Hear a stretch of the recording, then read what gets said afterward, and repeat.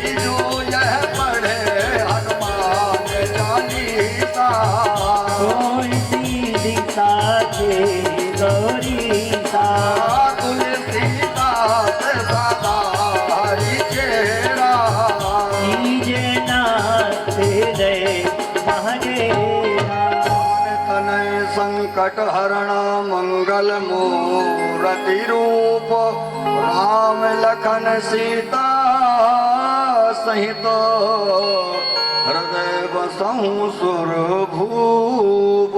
लगाया रस्सी का फंदा लगाया, मृत्यु नहीं हो रही है, क्या करें? तो एक जल्दी से दौड़ते हुए गई और ये जलते हुए अंगारों को लाया, उसके मुख में जो है मुखाग्नि, मुख में अंगार, जलते हुए अंगार को डाल दिया। इतनी वेदना से उसके जो प्राण निकले हैं धुंधकारी के, लेकिन प्राण तो निकल गए साहब, लेकिन मुक्ति नहीं मिली। उसकी आत्मा जो है भटकने लगी।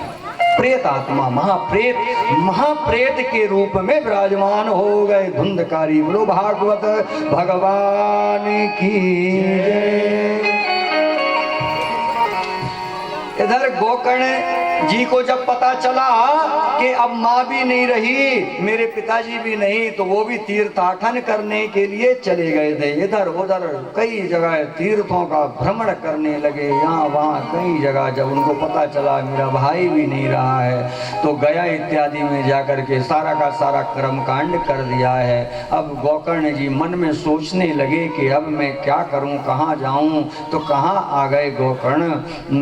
यहाँ आए, अपने घर में आए, अपने पुराने घर में। और यहाँ रात्रि में बाहर जो है एक वृक्ष के नीचे विश्राम कर रहे थे। समय था 12 बजे का समय था। उस समय आवाज आने लगी, आवाज आ रही थी, अरे ओ भैया गोकर्ण, मैं तेरा भाई हूँ, उठ ना। आवाज मुख से भी नहीं आ रही है। तो धीरे से गोकर्ण जी उठे और देखा अगल बगल, देखा कोई दिखाई तो नहीं दे रहा है, लेकिन जैसे ही जल का सिंचन किया तो उसके मुख से आवाज, क्योंकि महाप्रेत बन गए थे धुंधकारी महाप्रेत, और जैसे ही जल का सिंचन पड़ा है तो अब मुख में आवाज आ गई। तो कहा भैया मैं तेरा भाई हूँ धुंधकारी, मैंने इतने बुरे बुरे कर्म किए, इतना मैंने पाप किया हुआ, कभी मैंने कोई किसी को खिलाया नहीं, कभी पिलाया नहीं, कभी किसी को, मैंने सबको सताया है, मारा पीटा, अपने माँ को भी मैंने नहीं छोड़ा, पिता को नहीं छोड़ा, किसी को नहीं छोड़ा, मुझसे बड़ा अत्याचार हुआ है, पाप हुआ है भैया, इसीलिए मैं महाप्रेत बन गया हूँ और मुझे बड़ा कष्ट हो रहा है। ये प्रेत जो होता है ना, जो प्रेत यदि इसे पानी भी पीना हो तो ये अपने हाथ से जल भी नहीं पी पाता है, इतनी इतनी यातना, इतना कष्ट इसे प्राप्त होता है, क्योंकि जल हाथ में लेता है तो जल हाथ में ही नहीं आता, क्योंकि प्रेत जो है। भैया कई दिनों से प्यासा हुआ हूँ, मेरे लिए कोई मुक्ति का साधन खोजो, मेरी तृप्ति कैसे होगी, मेरी मुक्ति कैसे होगी। वह रोने लगा अपने भाई के सामने, गोकर्ण के सामने। गोकर्ण ने कहा भैया मैंने तेरे लिए तो सब कुछ कर दिया, गया इत्यादि में जाकर के मैंने तेरे लिए सब कुछ, सारा कर्म कांड कर दिया, इसके बाद भी तुझे मुक्ति क्यों नहीं मिली, तुझे तृप्ति क्यों नहीं मिली। फिर भी मैं सोचूंगा इस विषय में। जैसे ही प्रातः काल हुआ तो गोकर्ण जो हैं तुरंत ही सूर्य नारायण भगवान के रथ को ही रोक लिया। बोलो सूर्य नारायण भगवान की जय। सूर्य देव बड़े ही जीवन में प्रकाश को देने वाले सूर्य नारायण हैं प्रिय भक्तों, इसीलिए ये सूर्य नारायण को रोज नमस्कार करिए, एक लोटा जल अवश्य डालिए। जीवन में यदि अंधकार है तो उसके जीवन में सदा प्रकाशमय उसका जीवन हो जाता है सूर्य देव की आराधना करने मात्र से। बुद्धि का यदि बालकों का विकास नहीं हो रहा है तो भगवान श्री सूर्य देव की आराधना, जिससे तेज जीवन में प्रकाश बनता है। भगवान सूर्य के 12 मंत्र हैं, नाम हैं, उनका नित्य पाठ जो व्यक्ति करते हैं तो सदा सूर्य देव की कृपा उन भक्तों के ऊपर सदा विराजमान रहती है। आज गोकर्ण जी ने रोका और प्रणाम करके कहा कि भगवान आप मेरे भाई, मेरा जो भाई है धुंधकारी वो महाप्रेत बन गया है, उसकी मुक्ति के लिए कोई साधन बतलाओ। तो सूर्यदेव भगवान कहने लगे गोकर्ण से आप चिंता ना करें, आप उनको एक जगह पर विराजमान करते हुए और श्रीमद् भागवत की कथा का पाठन करा दें, पठन पाठन करवा दें, सुनवा दें, तो उन्हें जो है मुक्ति मिल जाएगी। ऐसा जब उपाय बताया तो गोकर्ण ने प्रणाम करके गए और उनको श्रीमद् भागवत की कथा का अमृत रस पिलाना प्रारंभ किया, आयोजन कर दिया। बहुत साधु संत महात्मा उस यज्ञ में पधारे और भक्तों की भीड़ का जो है जमावड़ा लगा और एक 7 गांठ वाला बांस जो है, पोला बांस रहता है, उसको लगाया गया, क्योंकि वो प्रेत है, प्रेत बन गए हैं, वायु रूप हैं, एक जगह स्थायी रूप बैठ करके कथा को सुन नहीं सकते हैं, इसीलिए उनके लिए 7 गांठ का एक बांस लगाया गया और वो धुंधकारी आकर के उस छिद्र में विराजमान हो गए। बोलो भागवत भगवान की जय। जोर से बोलो, बोलो राधा रमण भगवान की जय, नर्मदा मैया की जय। मानो ऐसा लग रहा है मुंह में पान दबा के बैठे हो, पान तो नहीं, धीरे धीरे चल रहा है। हाँ चकिया, बोलो नर्मदा मैया की जय। अभी मुख में पान भी नहीं दबा, फिर भी जय जयकार में कंजूसी। अरे कम से कम हमारी आवाज राम जी के दरबार तक तो पहुंचे। बोलो राजा रामचंद्र भगवान की जय। जय श्री राधे, जय जय श्री राधे, जय जय श्री राधे श्याम।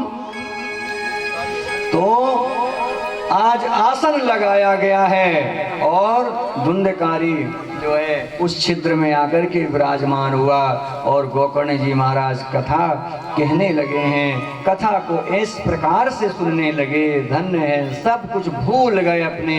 और कथा अपना मन जो है, कहते हैं एक ही सद है सो सब सद है, सब साधे सध जाए, और पानी देवे मूल को, फूल ही फल ही अघाय।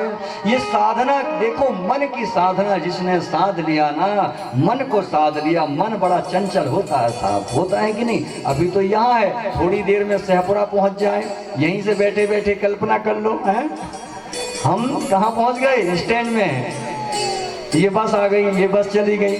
मन तो है, मन बड़ा चंचल है।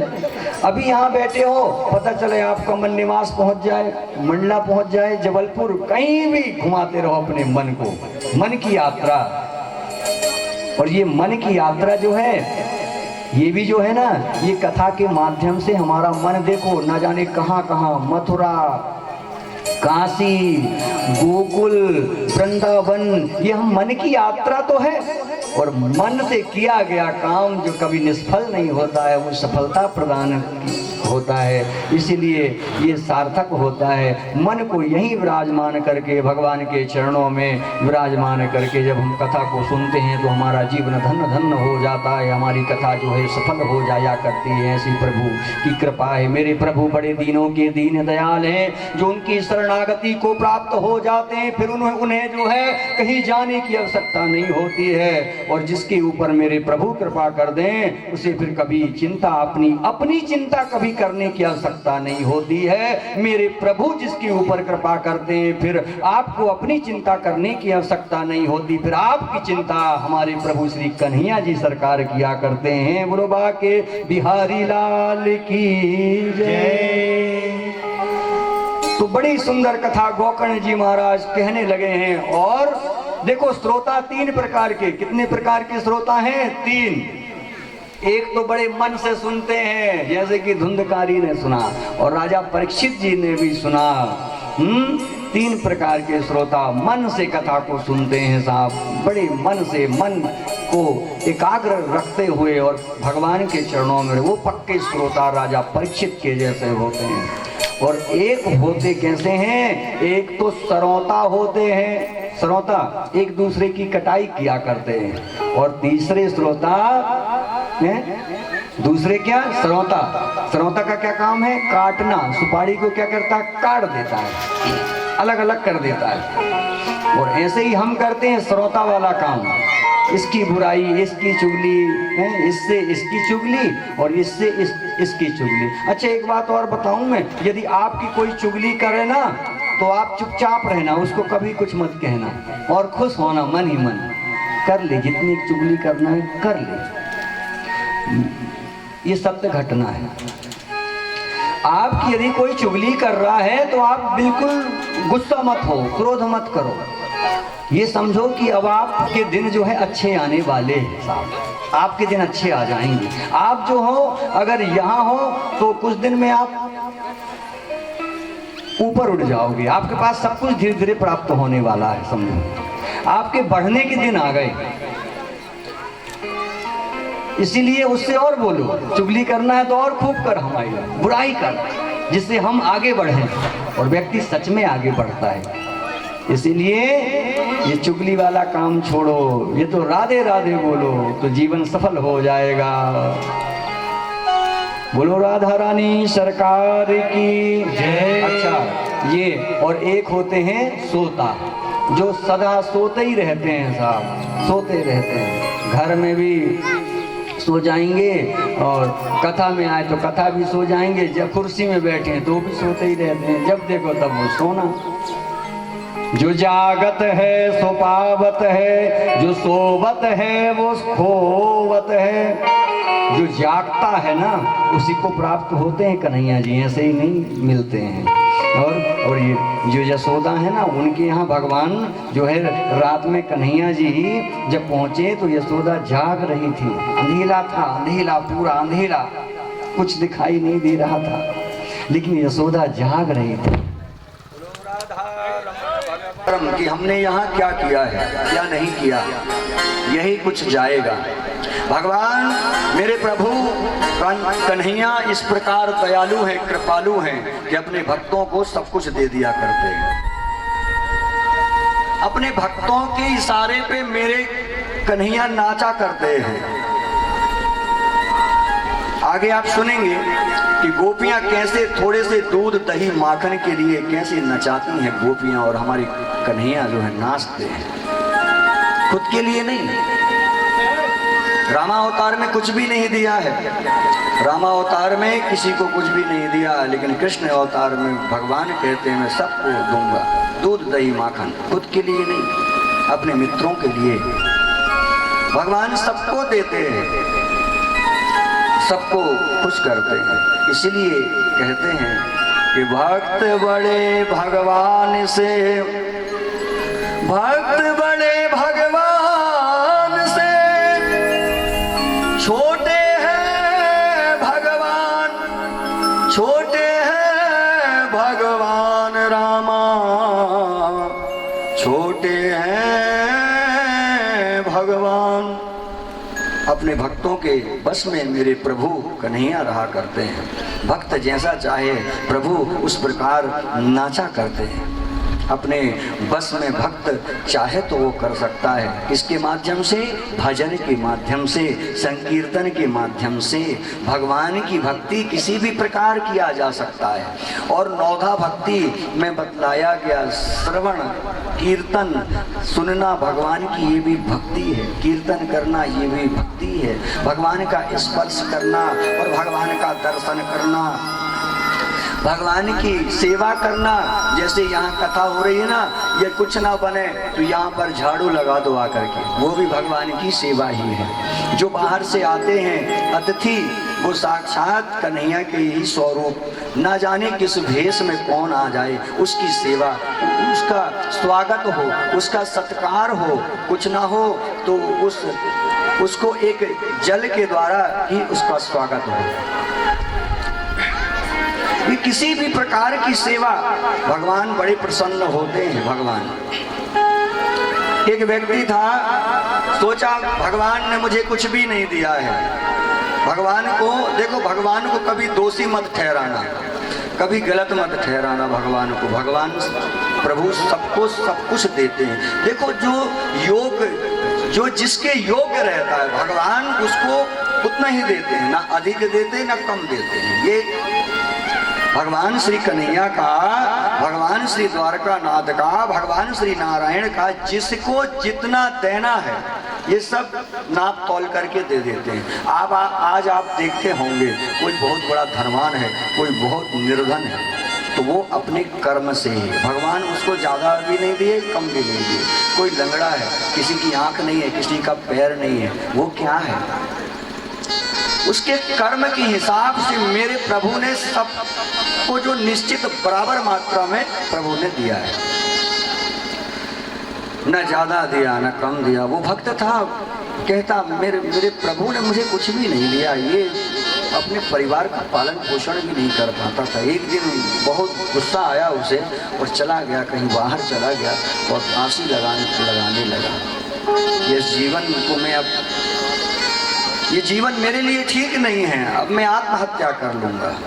कितना सुंदर भगवान ने जीवन दिया है और क्या करने के लिए जा रहा है। गया फांसी का फंदा जैसे ही लगाने लगा, उसी समय एक बाबा वहाँ धीरे धीरे पहुँच गए, कहने लगे अरे ये तू क्या कर रहा है।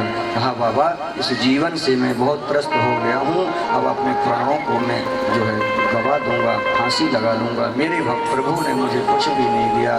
बाबा ने कहा मूर्ख, तेरी आँख के सामने ये पर्दा लगा हुआ है, तुझे दिखता नहीं है, तेरे प्रभु ने तुझे सब कुछ दिया है, तू देखना चाहता है। बाबा बड़े चमत्कारी थे, अपने थैले से बैग से निकाला एक जड़ी और दे दिया। कहा ये जड़ी को ले जा, तू घर ले जा, 1 वर्ष में तेरे यहाँ इतना धन धान्य हो जाएगा कि तू संभाल भी नहीं पाएगा। लेकिन एक शर्त है, वो शर्त क्या है, जब मैं तेरे यहाँ 1 वर्ष के बाद में आऊँगा ना, तो तेरे से कोई प्रिय वस्तु मांगूंगा, फिर तू मुझे इनकार मत करना, तू मुझे दे देना। कहा ठीक है। बाबा चले गए। वो वो भी भक्त घर में आ गया और 1 वर्ष धीरे धीरे व्यतीत हो गया, लेकिन 1 वर्ष में इतना धन उसके पास अपार संपत्ति से परिपूर्ण हो गया। 1 वर्ष के बाद में वो बाबा धीरे धीरे आए, कहने लगे, स्वागत किया, सत्कार किया, बाबा का स्वागत किया है। बाबा ने कहा, भक्त मैंने तेरे से कहा था कि 1 वर्ष के बाद मैं तेरे यहाँ आऊंगा और तेरे से कोई प्रिय वस्तु मांगूंगा। आज तेरे पास सब कुछ है। बाबा बड़े ज्ञानी थे, चमत्कारी थे और एक सोने से भरा हुआ मटका वहीं पर विराजमान किया है और कहा, ये सोने से भरा मटका ये तू ले ले, ये तू ले ले, लेकिन अपना एक हाथ मुझे तू काट करके दे दे। बोलो वृंदावन बिहारी लाल की जय। एक हाथ तू अपना मुझे काट करके दे दे। बाबा तो बड़े चमत्कारी थे, ज्ञानी थे और दूसरा मटका लेकर के आए, कहा ये भी तू ले ले, तुझे कमी है ना, ये तू ले ले और अपना दूसरा हाथ तू मुझे काट करके दे दे। बाबा की तरफ देखने लगा, तीसरा मटका लेकर के आए, तेरे जो ये पैर है ना, एक पैर तू मुझे काट करके दे दे, ये तीसरा मटका तू ले ले। चौथा मटका लेकर के आए, ये चौथा पैर भी तू मुझे दे दे। चौथा मटका, 5वां मटका जैसे ही लेकर के आए, कहा ये 5वां भी तू ले ले और तू देख रहा है ना, इन नेत्रों से 2 नेत्र हैं जो टुकुर टुकुर तू देखता है ना, ये नेत्र भी तू मुझे दे दे और ये 5वां मटका ले ले। मन में सोचने लगा, मेरे हाथ ही नहीं रहेंगे, मेरे पैर नहीं रहेंगे और ये मेरे नेत्र नहीं रहेंगे, इस जीवन का मैं क्या करूँगा। तुरंत बाबा के चरणों में गिर गया, कहा बाबा मुझसे बड़ा अपराध हो गया है, मैंने भगवान को इतना कोसा, इतना बोला, कितनी बड़ी मुझसे भूल हो गई। मेरे प्रभु ने तो मुझे कितना सब कुछ दिया था, थोड़ा सा मेहनत यदि कर लेता तो मेरा तो गुजारा ऐसे ही चल जाता। चरणों में गिर गया, फूट फूट करके रोने लगा बाबा के चरणों में। तो मेरे भाई बहन, भगवान अपने भक्तों को सब कुछ देते हैं और ये भगवान ने चरण किस लिए दिए? चरण इसलिए दिए कि जहाँ पर भगवान कृष्ण की कथा हो रही हो, वहाँ जाकर के बैठ करके बड़े ध्यान से, बड़े मन से भगवान की चर्चा सुनना, उस स्थान में जाकर के भगवत चर्चा सुनना। ये हाथ किस लिए दिए? किस लिए दिया प्रभु ने? क्या किसी को मारने के लिए दिया क्या? ना ना ना, ये हाथ जो है सत्कर्म करने के लिए, अच्छे कर्म के लिए। देखो आज जो जैसी स्थिति में है ना, वो पूर्व का अच्छा है सो आज मिल गया है, याद रखना। लेकिन आज यदि कर्म बिगड़ गए साहब तो फिर कहीं फिर ठिकाना नहीं है। ये 84 का चक्कर ही याद रखना, ये याद रखना। इसलिए हमारा बड़ा सौभाग्य है कि हम जो हैं जन्म हुआ और सबसे बड़ा सौभाग्य कि ब्राह्मण योनि में आ गए। ये कर्म को अपने बना कर के रखना और यदि वो एक बार बिगड़ा तो फिर कहीं ठिकाना ही नहीं। बोलो भागवत भगवान की जय। केवल भगवान की शरणागति जो हो जाते हैं, भगवान मेरे प्रभु उनके ऊपर कृपा ही कृपा किया करते हैं। ऐसे मेरे दीनों के दीन दयाल हैं, कृपा निधान है और सब कुछ देने दे दिया करते हैं। ऐसे प्रभु हैं। आगे चल करके श्री सूत जी महाराज ऋषियों से कहने लगे, ज्ञान वैराग्य की कल आपने सुना कथा, धुंधकारी इत्यादि की कथा को किस प्रकार सुनना चाहिए। मंगलाचरण का वंदन किया और नारद जी के माध्यम से सत्संग की प्राप्ति हुई। भगवान के 24 अवतारों में भगवान राम का अवतार प्रमुख, भगवान श्री कन्हैया का अवतार, भगवान वामन रूप से अवतार लेते हैं। देखिए 24 अवतारों में इनकी गिनतियाँ, वामन अंगुल के भगवान हैं और बलि ने सर्वस्व दान कर दिया। लेकिन देखो इसमें भी भगवान को यदि कोई कुछ देता है तो भगवान उसके द्वार की चौकसी किया करते हैं। बलि के द्वार की चौकसी करने लगे थे। जब भगवान वामन चौकसी करने लगे और बलि ने तो सर्वस्व दान दे दिया था। भगवान मत्स्य रूप से आए, भगवान नरसिंह रूप से आए, भगवान कृष्ण रूप से आकर के अपने भक्तों के ऊपर मेरे प्रभु ने कृपा किया। भगवान परशुराम के रूप में आए और भगवान नारद जी के रूप में भी आए, सबको उपदेश किया। ये 24 अवतार जो हैं बड़े भगवान के बड़े सुंदर अवतार कहे जाते हैं। दत्तात्रेय जी के रूप में आए भगवान दत्तात्रेय जी, जो कि 24 गुरु बनाए दत्तात्रेय जी ने। 24 गुरु थे उनके। अब कहते हैं शिक्षा गुरु अनेक हो सकते हैं, दीक्षा गुरु एक हो, और गुरु कैसा हो? गुरु ऐसा हो कि गुरु बड़ा अच्छा हो, मतलब कि लोभी गुरु और लालची चेला और होए नरक में ठेलम ठेला, ऐसा ना। इसीलिए कहते हैं गुरु बनाओ जान के, पानी पियो छान के, पानी पियो छान के, गुरु बनाओ जान के। तो दत्तात्रेय जी ने देखिए एक पेड़ को भी गुरु बनाया। क्यों? पेड़ का क्या काम है? एक वृक्ष का क्या काम है कि वो क्या देता है? कोई बड़ी धूप में से चला आ रहा हो और यदि उस पेड़ के नीचे आ जाए, उस पेड़ के नीचे आ जाता है ना, तो कितनी ठंडी ठंडी हवा, कितना सुकून मिलता है। तो पेड़ कितना छाया देता है लोगों को। और जब वो क्या देता है? फल देता है। हम उसको क्या देते हैं? कुछ भी नहीं देते। जीवन ऐसा होना चाहिए। जीवन कैसा होना चाहिए? ऐसा होना चाहिए। वो फल हमें मीठे मीठे वो वृक्ष देता है। कुर्री पक्षी को बनाया, एक लुहार को बनाया, पृथ्वी माता माँ पृथ्वी को बनाया गुरु दत्तात्रेय जी ने। क्यों? क्योंकि न जाने लोग कितना गड्ढा, लेकिन हृदय देखिए माँ का, पृथ्वी माँ का। इसीलिए कहते हैं जब सुबह सुबह सो कर के उठो तो सबसे पहले क्या करना? सबसे पहले पृथ्वी में चरण रखने से पहले प्रणाम कर लेना माता पृथ्वी को। हे माँ, आप तो जगत जननी हो, कृपा की अधिष्ठात्री देवी हो, और आपके बिना जो है, लेकिन हमारी मजबूरी है कि आपके ऊपर हम अपना चरण रख रहे हैं। पहले पृथ्वी माता को वंदन कर लें। भगवान राम जी का नियम था। राम जी का क्या नियम था? राम जी का सबसे पहले ये नियम था कि सबसे पहले उठते अपने गुरु और माता पृथ्वी को, भगवान सूर्यदेव को और अपने माता पिता को प्रणाम किया करते थे। उसके बगैर कोई काम शुरू ही नहीं करते थे, सबसे पहला। लेकिन आज तो देखो समय कैसा है, लोग पैर पढ़ना ही भूल गए हैं कि नहीं? पैर पढ़ना ही भूल गए हैं। और पैर पढ़ते भी कैसा है? पैर कैसे पढ़ते हैं? पैर बस थोड़ा सा झुकेंगे, थोड़ा सा झुके और पैर पढ़ लिया।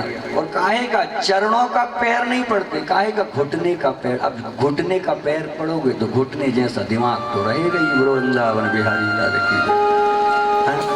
अब जैसा करोगे तो वैसा। तो बाबा तुलसी कहते हैं कि प्रातः काल उठी के रघुनाथा, प्रातः काल उठी के रघुनाथा, प्रातः काल उठी के रघुनाथा, प्रातः काल उठी के रघुनाथा, माता पिता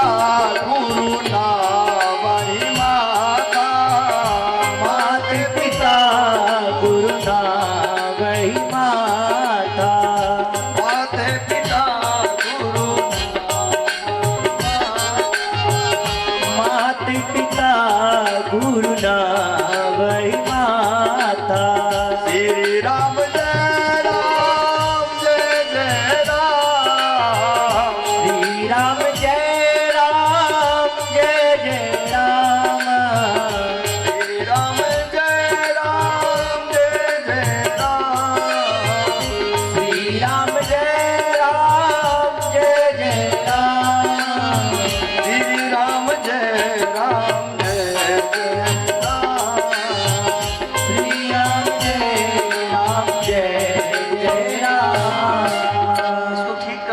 सीटी आ रही है।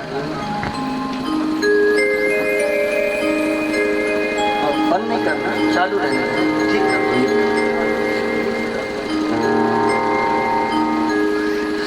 तो प्रातः काल उठ के रघुनाथा, माता पिता गुरु ना वही माता। रोज वंदना करो, माता पिता को प्रणाम। जो व्यक्ति माता पिता को यदि प्रणाम प्रातः काल में करके और फिर दूसरा कार्य प्रारंभ करता है ना, तो उसके जीवन में जो है कभी आपत्ति, कभी दुख नहीं आता। आता तो है लेकिन क्षण भर में दूर हो जाता है। ऐसी माता पिता की कृपा है मेरे भाई बहन।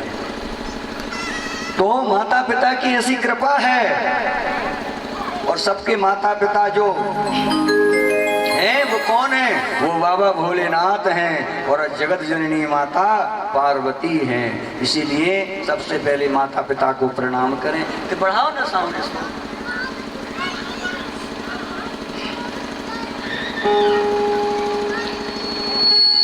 हरि हरि राधे।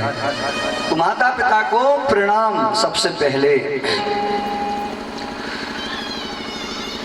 ऐसा राम जी का नियम था। और राघव, धन्य है राघव का जीवन। देखो श्रीमद् भागवत की जो कथा है ना, वो मुक्ति देने वाली है, याद रखना। और रामचरितमानस की एक ऐसी कथा है, वो जीवन जीने की कला, कि हमको जीवन में क्या क्या करना है, वो ऐसी बड़ी सुंदर कथा है रामचरितमानस की। और श्रीमद् भागवत की जो कथा है वो केवल मुक्ति, भगवान श्री कृष्ण के परम धाम को लेकर के जाती है। जो आज तक जो तृप्त नहीं हुए हैं, वो तृप्ति का कारण बनती है श्रीमद् भागवत की कथा। ऐसी वो दिव्य कथा है, इसकी तुलना तो साहब कोई नहीं कर सकता है। इसकी तुलना कोई नहीं कर सकता है। ऐसी ये कथा है। ये कथा सबसे पहले श्रीमद् भागवत की नारायण को प्राप्त हुई। नारायण से ब्रह्मा जी के पास में ये अमृत जो है, ये क्या है? ये अमृत है। नारायण से प्राप्त, नारायण से टपका तो ब्रह्मा जी में आकर के अटक गया। ब्रह्मा जी में अटका। और ब्रह्मा जी से जब टपका तो कहाँ आकर के अटका? फिर नारद जी के पास में आकर के अटका। बोलो श्रीमद् भागवत महापुराण की जय। व्यास जी के पास में आया और व्यास जी से फिर टपका तो नारद जी के पास में आया और फिर श्री सुखदेव जी के पास में आया है। और सुखदेव जी से जो टपका है तो राजा परीक्षित ने यह पावनमयी कथा को सुना है। बड़ी अमृत है। जब श्री सुखदेव जी महाराज राजा परीक्षित को कथा सुनाने के लिए जब विराजमान हुए तो उस समय देवता आ गए और कहने लगे कि भगवान ये कथा जो है राजा परीक्षित को ना सुनाओ, ये कथा हमको ही सुना दो। भले हम अमृत से भरा हुआ मटका हम ये दे देते हैं, लेकिन ये कथा रूपी जो अमृत है ना, ये आप हमको सुना दो। उन्होंने कहा कहाँ कांच और कहाँ मणि की तुलना कर रहे हो, इसीलिए देवताओं ये तुम्हें मैं नहीं सुनाऊंगा, राजा परीक्षित को ही ये कथा मैं सुनाऊंगा। इसकी तुलना तो कोई कर ही नहीं सकता, इतनी इसकी महिमा है श्रीमद् भागवत की। निगम कल्प तरोर गलितम फलम शोक मुखाद मृत द्रव्य संयुक्तम पिबत भागवतम रसमालयम मोरहो रसिका भूमि भावुका नितराम गम्यति बोधयति सा निगमो वेदः। वेदों का नाम क्या पड़ा? निगम वेद रूपी इस विशाल कल्प तरु का परिपक्व फल श्रीमद् भागवत है, रस है? एक वृक्ष है तो एक वृक्ष में क्या होता है? फल होता है। फल क्या होता है? मीठा होता है। तो ये एक फल के समान है। तो किसी ने पूछ लिया कि अब वृक्ष से यदि फल टपकेगा, पका हुआ फल, तो जब आप कह रहे हो कि टपका है नारायण से ब्रह्मा और ब्रह्मा से व्यास और व्यास से फिर नारद में, तो ये जो फल है वो तो उतनी ऊपर से टपका होगा, तो ये तो फूट गया होगा। कहा नहीं नहीं, ये ऐसा वैसा फल नहीं है, ये लगातार नहीं टपका है, ये जो है क्रमशः टपका है। मतलब कि नारायण से ब्रह्मा जी में आया और ब्रह्मा से जो है व्यास में आया, व्यास से फिर नारद जी में आया और नारद से फिर श्री सुखदेव जी में आया, फिर परीक्षित में आया। तो क्रमशः ये टपका है। इसलिए रसिक जन बड़े प्रेम से गाते और सुनते हैं। धन्य है ये कथा, क्योंकि इसमें नारायण के परम रहस्य भरे पड़े हुए हैं। यह कथा में परम रहस्य है। व्यास नारद बड़ा ही सुंदर संवाद हुआ है और नारद जी तो परम ज्ञानी कहे जाते हैं। नारद जी परम ज्ञानी हैं। आगे श्री सूत जी कहते हैं, हे ऋषियों, यथा मृदे कौरव सृंजानानां वीरवते वीरगते गते सुम वृकोदरा विदगदाभि भग्नोरुदंडे धृतराष्ट्र पुत्रे। देखो बड़ा सुंदर समय आया है कि जो महाभारत का जो युद्ध है, केवल एक ही बात से युद्ध छिड़ा है। किस बात से? ये जो हमारी वाणी होती है ना, ये क्या है? कर्कश वाणी। इसीलिए मैं कल भी आपको बता रहा था कि वाणी में बड़ा संयम रखना चाहिए। वाणी में यदि संयम नहीं है ना, तो आपका बना बनाया काम बिगड़ जाता है। बोलो राधा रमण भगवान की जय। अरे जोर से तो बोलो, बोलो राधा रानी सरकार की। कल भी मैं कह रहा था, ना कोई नवरात्रि है ना कोई शिवरात्रि है। कितना सुंदर समय, बैसाख का महीना है पावन। और सबसे बड़ी कृपा मैं बताऊं आपको कि ऐसे जगह ये कथा हो रही है कि बगल में ही राम जी का दरबार लगा हुआ है। बड़ी किस्मत वालों को मिलता है। बड़ी अच्छा ये बता, नहीं नहीं नहीं, अच्छा किसी को अच्छी सुंदर पत्नी मिल जाए वो सौभाग्यशाली है। किसी को अच्छा परिवार मिल जाए, बच्चे मिल जाए, वो सौभाग्यशाली है। ना ना ना, सौभाग्यशाली तो वो है जिसको ये कथा मिल जाए, कन्हैया रूप कन्हैया मिल जाए, वो सबसे सौभाग्यशाली है। इससे बड़ा सौभाग्यशाली संसार में साहब और कोई हो ही नहीं सकता। बोलो वाकई बिहारी लाल की जय। देखो मैं बार बार कहा करता हूँ, जो कुछ भी हमको दिखता है, जो मिट जाता है, जो नाश हो जाता है, तो उसका चिंतन कभी मत करना। जो कभी मिटे ना, उसका चिंतन करने में लाभ है। इसलिए कृष्ण का चिंतन करने में लाभ है। और भगवान कन्हैया तो कृपा करने वाले हैं। तो ये कर्कश वाणी द्रौपदी के मुख से साफ निकल गया था कि अंधे के पुत्र तो अंधे ही होते हैं। और वहीं से जो है कलह प्रारंभ हुआ पांडवों में और कौरवों में। बड़ा घनघोर युद्ध हुआ है। दुर्योधन तो कह दिया था कि मैं सुई की एक नोक के बराबर भी कुछ देने वाला नहीं हूँ, नहीं देना है मुझे, कुछ भी नहीं देना है। तो भगवान किसके तरफ? पांडवों के तरफ हो गए, कौरव हो गए, सेना पूरी है। लेकिन जिसके तरफ भगवान होते हैं ना, भगवान की छत्र छाया जिसके ऊपर होती है, उसका कौन क्या बिगाड़ सकता है। अंतिम युद्ध की परिणति हो गई कि पांडवों की विजय हो गई महाराज, कौरवों का विनाश हो गया है। सब कुछ खत्म हो गया। अंततो गत्वा अश्वत्थामा जो है, अश्वत्थामा से रहा नहीं गया और अश्वत्थामा बड़े क्रोधित हो गए और शत्रु समझने लगे भगवान को कि मैं इन पांडवों का सर्वनाश कर दूंगा। और ऐसा करके एक दिन द्रौपदी के सोते हुए पुत्रों को जो है काट दिया, छिन्न भिन्न कर दिया। और वहां से अश्वत्थामा भागने लगे। जैसे ही भागने लगे, द्रौपदी को पता चला कि हमारे पुत्र जो हैं मृतक हो गए हैं और अश्वत्थामा ने मारा है, तो रोने लगी है। तुरंत अर्जुन आए, भगवान द्वारकाधीश आ गए। कहा क्या हुआ द्रौपदी, क्या हो गया? सारा वृतांत द्रौपदी ने सुनाया। तो अर्जुन को बड़ा क्रोध आया, हम अश्वत्थामा को छोड़ेंगे नहीं। आगे आगे अश्वत्थामा और भगवान भी पीछे पीछे जा रहे हैं।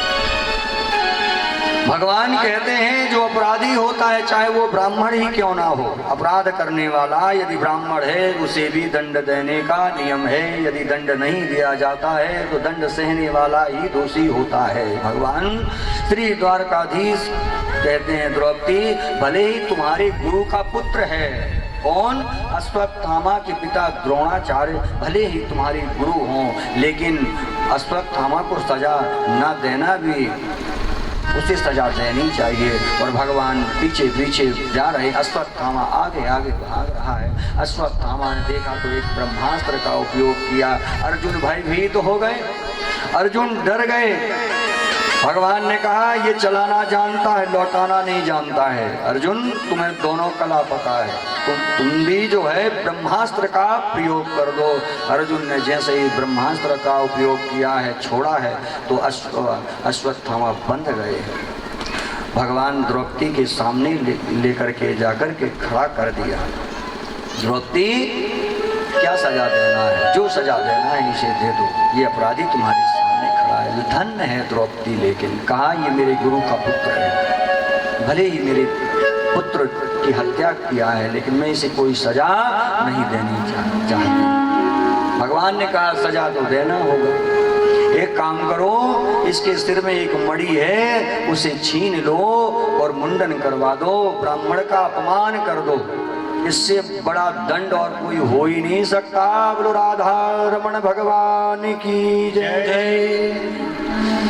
और ऐसे ही किया, मणि को छीन लिया और अपराध करके उसे छोड़ दिया। लेकिन अश्वत्थामा का जो क्रोध है ना, दिनों दिन बढ़ रहा है, कम नहीं हो रहा है। मृतक पुत्रों को तिलांजलि देने के लिए गए हैं भगवान के सहित। द्रौपदी इत्यादि सभी तिलांजलि दे रहे हैं। और उधर जो है उत्तरा के गर्भ में राजा परीक्षित हैं। उत्तरा भागी भागी चली जा रही है। उधर अश्वत्थामा ने 5 बाण एक साथ ही छोड़ दिए थे, बड़े तेज बाण छोड़े हुए थे। उत्तरा जो है भगवान का स्मरण करते हुए पाहि पाहि महायोगिन देव देव जगतपते, हे कृष्ण हे द्वारकानाथ, आज मेरे प्राण जो हैं केवल आप ही मेरे प्राणों की रक्षा कर सकते हैं। दीनहीन होकर के उत्तरा भाग रही है, पीछे से वो बाण लगे हुए हैं। जैसे ही प्रार्थना की है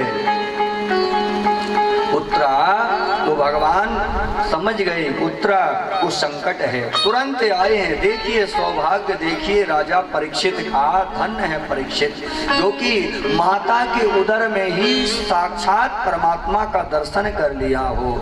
भगवान ने राजा परीक्षित की जो है रक्षा किए हैं और बाणों का नाश कर दिए। उत्तरा बड़ी प्रसन्न हुई, चरणों में गिर गई, कहा भगवान आपकी जो शरण ले लेता है ना, उसे फिर चिंता करने की आवश्यकता नहीं होती, उसकी चिंता तो आप स्वयं किया करते हो। कहने लगी, क्या कहती है कि अनन्यास चिंतन्तो माम जना पर्युपासते तेखाम नियुक्ताभियुक्तानाम योगक्षेमं वहाम्यहम्। जो अनन्य भाव से समर्पित हो जाते हैं ना, भगवान को अर्पित हो जाते हैं, समर्पित हो जाते हैं, तो फिर उन्हें, उन भक्तों को फिर अपनी चिंता करने की आवश्यकता नहीं होती है साहब। उनकी चिंता तो साक्षात परमात्मा भगवान कन्हैया ही कर किया करते हैं। ऐसे वो दीनों के दीन दयाल हैं, कृपा निधान है। जब जब देखो द्रौपदी को संकट आया, जब जब कुंती को, एक बार तो भगवान कहने लगे कुंती तुमने हमारी बड़ी सेवा की है और बड़ी भक्ति की है, तुम्हें कुछ चाहिए तो हमसे मांग लो, कुछ चाहिए आपको तो हमसे मांग लो। तो कुंती ने कहा भगवान यदि आप कुछ हमको देना चाहते हैं ना, तो आप एक काम करें कि हमारे जीवन में क्या है, हमारे जीवन में दुख आए। देखो मांगा भी तो क्या मांगा, भगवान स्वयं खड़े हैं, राजाधिराज सरकार खड़े हैं सामने, न जाने। अच्छा ये बताओ आप होते तो क्या मांगते, रुपया पैसा मांग लेते। और भगवान तो सब कुछ देने में समर्थमान है, लेकिन कुंती ने क्या मांगा, हे प्रभु यदि आप हमको कुछ देना ही चाहते हो तो आप हमें हमारे जीवन में दुख आए। क्यों आए? यदि दुख रहेगा ना तो आपका भजन होता रहेगा, दुख आएगा, संकट रहेगा तो आपका भजन होता रहेगा। क्योंकि सुख के दिन में तो हम आपको याद नहीं करते, हम तो अलमस्त रहते हैं अपने परिवार में, और आपका स्मरण नहीं हो पाता, आपको भूल जाते हैं। इसीलिए कहते हैं दुख में सुमिरन सब करें, सुख में करें न कोई। जो सुख में सुमिरन करे तो दुख काहे को होए। दुख आवे मेरे जीवन में। एक बार दुर्योधन ने भी कितने संतों को, 10,000 महात्माओं को भोजन कराया। देखो, हम कोई भी अच्छा या बुरा कार्य जो भी किया करते हैं, या कोई पुण्य कार्य किया करते हैं, कोई सत्कर्म किया करते हैं, तो अच्छी भावना से करना चाहिए। दुर्योधन ने 10,000 महात्माओं को भोजन करवाया, 10,000 महात्माओं को। और जब अंतिम महात्मा आए और पूछने लगे, दुर्योधन तुमने हमें भोजन करवाया है, तुम्हारी कुछ इच्छा हो तो बताओ। दुर्योधन ने कहा गलत विचार से कि हमने तो आपकी सेवा की है, यदि आप हमें कुछ देना चाहते हो तो आप धर्मराज के यहाँ जाओ और ऐसे समय जाना कि वहाँ धर्मराज सभी ने भोजन कर लिया हो, यहाँ तक कि द्रौपदी ने भी भोजन कर लिया हो। क्योंकि द्रौपदी को एक वरदान था, द्रौपदी के पास एक अक्षय पात्र था, द्रौपदी के पास में एक अक्षय पात्र था, जितना चाहे वो अन्न प्रकट कर लेती थी, ऐसा वरदान था द्रौपदी के पास। तो दुर्योधन ने कहा कि महात्माओं आप उनके धर्मराज के यहाँ जाइए और वहाँ भोजन ग्रहण कीजिए। अब भोजन ग्रहण करने के लिए गए, द्वार में खड़े हो गए महात्मा और आवाज लगाने लगे, अरे धर्मराज हमें भोजन करना है। धर्मराज आए बाहर, देखो घर में अन्न का एक दाना नहीं है, सबने खा पी करके बैठे हुए हैं और किसी को कोई, और यहाँ तक कि द्रौपदी ने भी भोजन कर लिया है, द्रौपदी ने भी भोजन कर लिया। अब अक्षय पात्र भी काम नहीं करने वाला। अब धर्मराज ने कह दिया महात्माओं आप स्नान इत्यादि से निवृत्त होकर के आइए, आपको भोजन तैयार मिलेगा, ऐसा बोल दिए। महात्मा स्नान करने के लिए चले गए। इधर जब द्रौपदी को पता चला तो द्रौपदी भगवान की प्रार्थना करने लगी, हे प्रभु, हे भगवान, अब इस घोर संकट में आप ही रक्षा कर सकते हो प्रभु, क्योंकि बड़ा संकट है। अभी महात्मा स्नान करके आएंगे और उनको भोजन प्राप्त नहीं होगा तो वो हमें श्राप दे देंगे, हमारा कुल का नाश हो जाएगा। क्योंकि सच्चे संत हैं, सच्चे महात्मा हैं, यदि वो क्रोधित हो गए और समय में उनको भोजन नहीं मिला तो द्रौपदी जानती है, द्रौपदी समझती है, तो भगवान का स्मरण करने लगी। और जब जब बुलाओ तो भगवान आते हैं, भगवान मेरे प्रभु, लेकिन बुलाने बुलाने में अंदर है, दीनहीन हो करके। और द्रौपदी ने प्रार्थना करना प्रारंभ किया, हे भगवान बड़ा संकट है, आइए ना आइए, हे प्रभु, हे कन्हैया, हे द्वारकानाथ। और भगवान उस समय देखो भोजन करने के लिए विराजमान होने ही वाले थे। मैया लक्ष्मी जी थाल लगा करके लेकर के आ रही थी और भगवान भोजन करने ही वाले थे। उसी समय द्रौपदी ने पुकारा, हे कान्हा, हे कान्हा आइए। भगवान उस थाल को छोड़ करके द्रौपदी के सामने आकर के विराजमान हो गए। कहा द्रौपदी किस लिए बुलाया मुझे, बड़ी जोर की भूख लगी है। द्रौपदी से कहा बड़ी जोर की भूख लगी, ला तू मुझे भोजन करा दे। और द्रौपदी ने कहा प्रभु उसी भोजन के लिए तो मैं आपको बुलवाई हूँ, 10,000 महात्मा द्वार में खड़े हैं, उनके भोजन की व्यवस्था कीजिए, घर में कुछ भी नहीं है। अरे द्रौपदी तू उन महात्माओं को छोड़, पहले मेरा सोच, मैं भोजन की थाल छोड़ करके आई हुई हूँ, तो मेरा तो सोच, बड़ी जोर की भूख लगी है, मुझे कुछ दे दे। तो द्रौपदी ने कहा प्रभु आज तो कुछ भी नहीं है, घर में अन्न का एक दाना नहीं है, सबने भोजन कर लिया है, मेरा अक्षय पात्र भी। अरे द्रौपदी देख तो कुछ तो होगा, अच्छा ये बता कि तू जब भोजन करने के लिए बैठती है तो मुझे भोग लगाती है ना, बोला वही भोग दे दे मेरे को। और द्रौपदी ने कहा क्या बताऊं प्रभु, आज तो मैं आपको भोग लगाने ही भूल गई। बोलो राधा रमण भगवान की जय। और मेरे भाई बहन, कभी भगवान को बगैर भोग लगाए कभी भोजन नहीं करना। वो क्या होता है, खाना होता है, खाना। हाँ? कहते ना भूख लगी, और भूखता कौन है? कौन भूखता है? तो जब जब भोजन की इच्छा हो तो कहो बहुत जोर की भोजन की इच्छा है। भोजन की इच्छा है। और जब हम भोग लगा लेते हैं प्रभु से प्रार्थना करते हुए, और प्रभु का जब उस भोजन में भोग लग जाता है तो वो खाना नहीं होता, वो भोजन भी नहीं होता, वो क्या हो जाता है? वो महाप्रसादी बन जाती है। और जब हम उस महाप्रसादी को पाते हैं तो हमारा जीवन धन धन, हमारा जीवन कृत कृत हो जाता है। और भगवान श्री कन्हैया की कृपा ही कृपा मिलना प्रारंभ हो जाती है। याद रखिए, संकल्प लीजिए, जब हम भोजन, हमारी माताएं भोजन बनाती हैं, अग्नि वैसे आज तो अग्नि भी नहीं रहती, क्योंकि भोजन भी गैस में बनता है।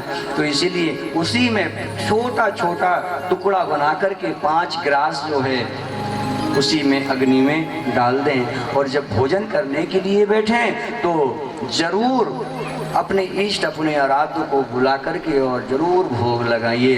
वो भोजन नहीं फिर तो महाप्रसादी बन जाती है। और जब हम उस महाप्रसादी को पाते हैं तो हमारा जीवन जो है धन धन हो जाता है। भगवान ने कहा द्रौपदी ला मुझे दे दे भोग प्रसादी। द्रौपदी ने कहा भगवान क्या बताऊं, आज मैं आपको भोग लगाना ही भूल गई। भगवान अरे देख तो कुछ पात्र में होगा, तो पात्र में, जिस पात्र में बना हुआ था उस पात्र में एक भाजी का पत्र पड़ा हुआ था। द्रौपदी ने देखा और भगवान को जैसे ही उस पत्र को दिया है और भगवान ने प्राप्त किया, जैसे ही खाए उधर 10,000 महात्मा तृप्ति की डकार लेने लगे। बोलो राधा रमण भगवान की जय। डकार ले रहे हैं। अभी थोड़ी देर पहले बड़ी जोर की भूख लगी हुई थी और उनका पेट जो है भर गया, और भगवान ने आदेश किया जाओ भीम उन महात्माओं को लेकर के आओ। और भीम जब गए हैं उधर और महात्माओं से कहा है कि चलिए आपकी भोजन की तैयारी हो गई है। और महात्माओं से कहा, और महात्माओं ने कहा भीम से क्या ये बताओ भीम, क्या महल में आकर के कोई बैठे हैं क्या?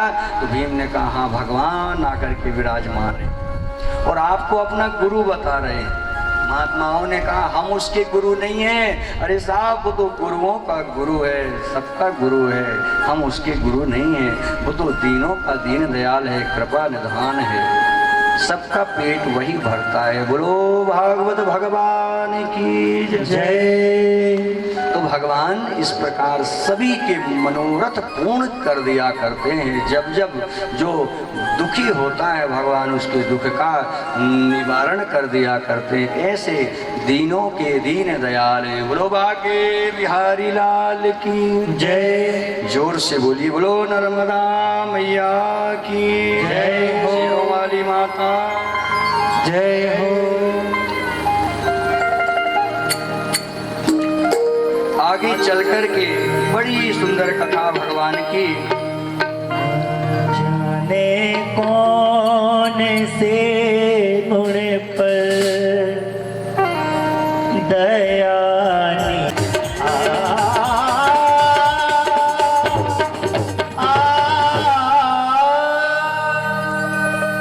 बोलिए भागवत भगवान की जय। बड़ा ही सुंदर प्रसंग है। आगे चल करके विपदा संतो ना शाश्वतत्र तत्र जगद गुरु भवतो दर्शनम यतस्याद पुनर्भव दर्शनम। जब तक जीवन है तब तक विपत्ति इसी प्रकार आती रहे, ऐसा कुंती ने मांगा है। देखिए धन है जो जीवन जो है सुख दुख का है, सुख भी है दुख भी है। धीरे धीरे परीक्षित का जन्म हुआ है, परीक्षित बड़े होने लगे, राजपाठ प्राप्त हो गया और उनके राज में जो है प्रजा बड़ी सुखी है, बड़े आनंद से रहती है प्रजा। लेकिन देखिए यदि आपके पास धन जो है ना, यदि बुरी कमाई का यदि धन है, अच्छी कमाई का है तब तो ठीक है। आपके जो पूर्वज हैं वो धन जिस प्रकार का हो, सोना चांदी जमीन जायदाद, तो वो ज्यादा समय तक टिकने वाली नहीं है और उसका फल भी विपरीत होगा, अच्छा फल नहीं होगा। तो ऐसे ही पुराना जो पूर्वजों का एक सोने से एक मुकुट था, तो वो जो है धन जो है राजनीति का था, अच्छा धन, नीति का धन नहीं था साहब। इसलिए कहते हैं कि अपने परिवार को, अपने बच्चों को, अपने परिवार को भले थोड़ा सा धन हो, लेकिन अच्छी कमाई का, अपनी मेहनत की कमाई का ही धन उसमें जो है लगाना चाहिए। यदि बुरी कमाई का धन लगा तो साथ में खुद तो व्यक्ति बर्बाद होता ही है, अपना परिवार भी, उसके बच्चे भी गलत सत्संग में पड़ जाते हैं, कहीं ना कहीं दोषारोपण लग जाता है।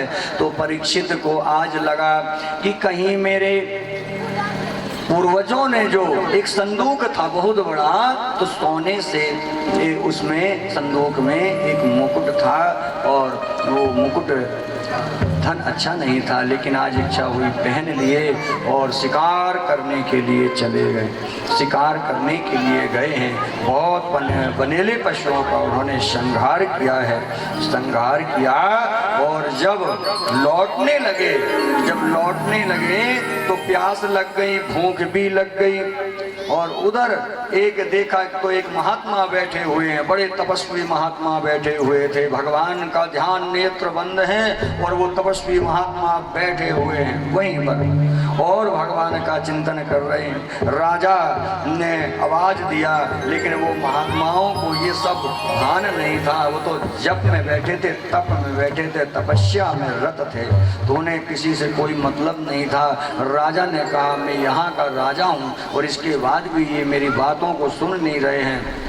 क्रोधित हो गए, मुझे प्यास लगी हुई है। राजा बड़े क्रोधित हुए, क्योंकि वो मुकुट को पहना था ना, कली था, ये कली को वरदान मिला और राजा ने ही वरदान दिया। कैसे दिया? क्योंकि ये एक गाय को, एक बैल को खूब इसने चरण काट दिए, तो ये पृथ्वी जो पाप से भर गई, ये पृथ्वी में इतना पाप बढ़ा और ये पृथ्वी ने एक गाय का रूप लिया और राजा के पास में गई।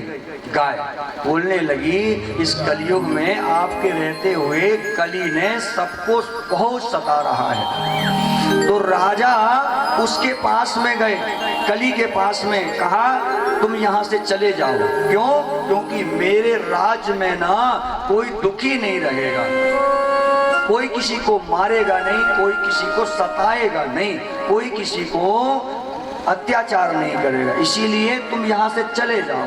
कहा भगवान हमें रहने दो यहाँ पर, और हम जाएं तो कहाँ जाएं? तो राजा ने कह दिया था जहां पर चुगली किया करते हो, हाँ, जहां पर तेरी मेरी चर्चा लोग बात करते हैं, तेरी मेरी चर्चा, जहां चुगली होती हो, जहां पर असत्य बोला जाता हो, झूठ बोला जाता हो, जहां पर जुआ खेलते हो, मदरा पान करते हो, ऐसी जगह तुम रहो। तो कहा भगवान कोई एक अच्छी सी जगह भी तो मुझे बता दो, स्थान बता दो। तो कहा कौन सा स्थान? तो कली ने कहा हमें स्वर्ण में रहने की अनुमति भी दे दो, क्योंकि जानता है कली कि कभी मैं, यदि मुझे अनुमति स्वर्ण में, सोने में रहने की यदि मुझे अनुमति मिल जाएगी तो कभी राजा के पास जाकर उसके सिर में चढ़कर के भी विराजमान हो जाऊंगा। और यही हुआ, अनुमति तो दे दी। सो आज राजा जब क्रोधित हुए तो उन्हें क्या लगा, ये महात्मा ऐसे ही हैं और मुझे समझ नहीं रहे हैं, मैं यहाँ का राजा हूँ, इसके बाद भी ना मेरा मान कर रहे हैं ना सम्मान कर रहे हैं। देखो कोई संत यदि बैठा हो साहब तो उसे कभी छेड़ना नहीं चाहिए, न उसकी बुराई न चुगली, उसे कभी छेड़खानी। क्यों? क्योंकि उसकी जो इच्छा है वो भगवान से मिलने की उसकी इच्छा रहती है, इसीलिए उसे कभी छेड़ना नहीं चाहिए। राजा से यही गलती हो गई, एक मृत सर्प पड़ा हुआ था, उसी स्थान में एक मरा हुआ सर्प पड़ा हुआ था। किस्मत से देखो कल यहाँ पर भी एक सर्प आ गया रात्रि में, अभी इसे भी कहा, और बैठा कहाँ है? यहीं आकर के गद्दी के पास में आकर के बैठा है। बोलो विश्वनाथ भगवान की जय। क्योंकि ये स्थान कोई साधारण स्थान नहीं है साहब, कुछ भी कहो, ये स्थान, इसकी महिमा, क्योंकि जहां पर राम जी का दरबार होता है, मैं बार बार कहूंगा, ये स्थान कोई साधारण स्थान, राम जी हर जगह विराजमान नहीं होते, और जहां विराजमान हो जाएं मानो वहां किसी बात की कोई कमी नहीं है। अष्ट सिद्धि नौ निधि के दाता, असवर दीन जानकी माता, सारी सिद्धियां किसके पास में है? सारी सिद्धियां कल मैंने बताया था किसके पास में है? हनुमान जी के पास में। बोलो श्री हनुमंत लाल जी महाराज की जय।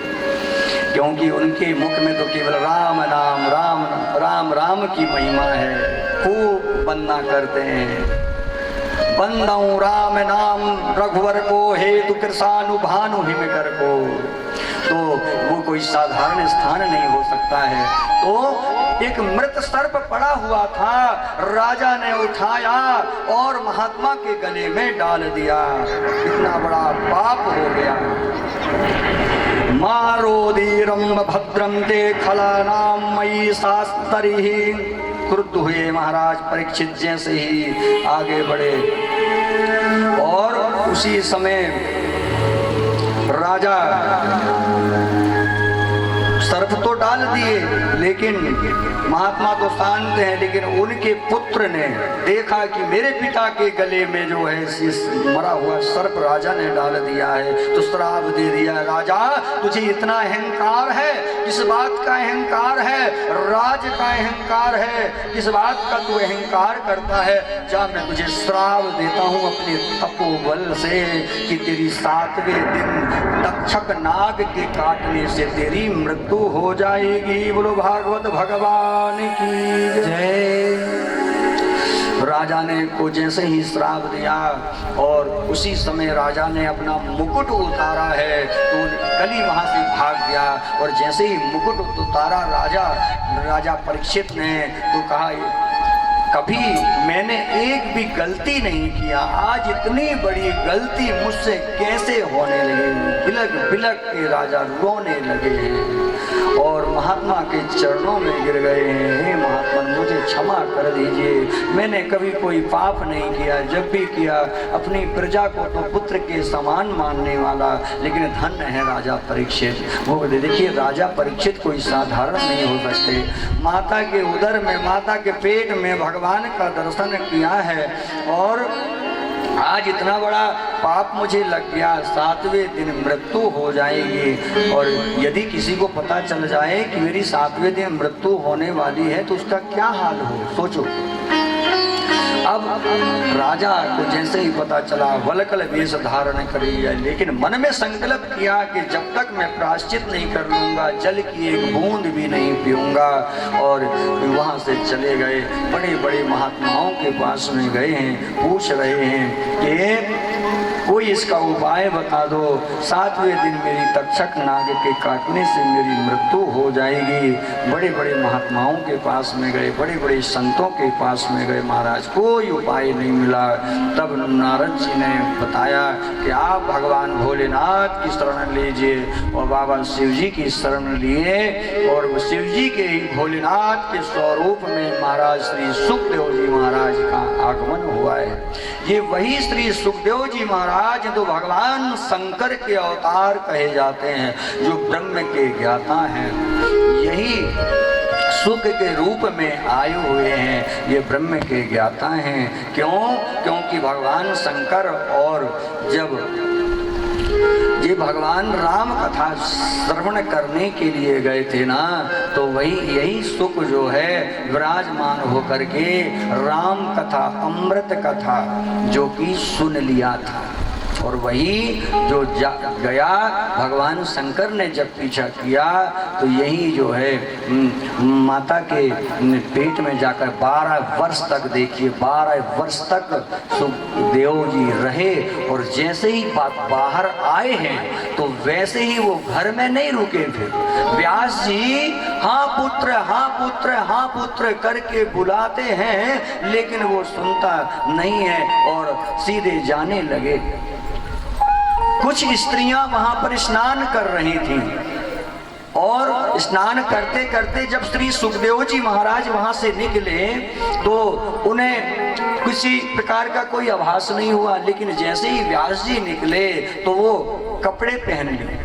तब उन्होंने पूछा कि अभी अभी सुखदेव जी महाराज निकले, तो उन्होंने बताया कि ये सुखदेव जी जो है साक्षात ब्रह्म के ज्ञाता है, स्त्री और पुरुष में कोई मतभेद ही नहीं है, और नग्न अवस्था में 12 वर्ष जो माता के उदर में रहने के बाद निकले तो सीधे चले गए।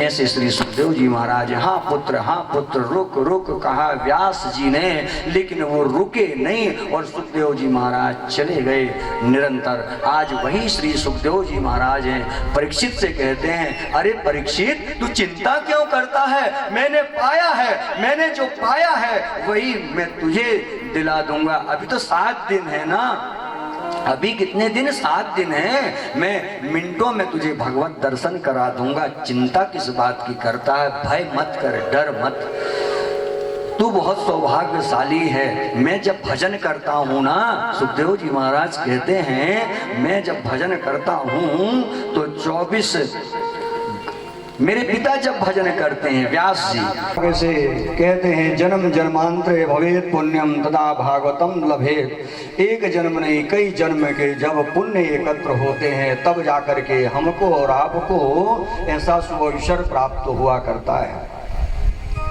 यह जीवन का कोई भरोसा नहीं है। जब तक प्रभु की कृपा नहीं बनती इस मानव तन पे, और जब तक वो भगवान की ये कथा का श्रवण नहीं करता है तब तक उसका जीवन जो है अधूरा बतलाया गया है।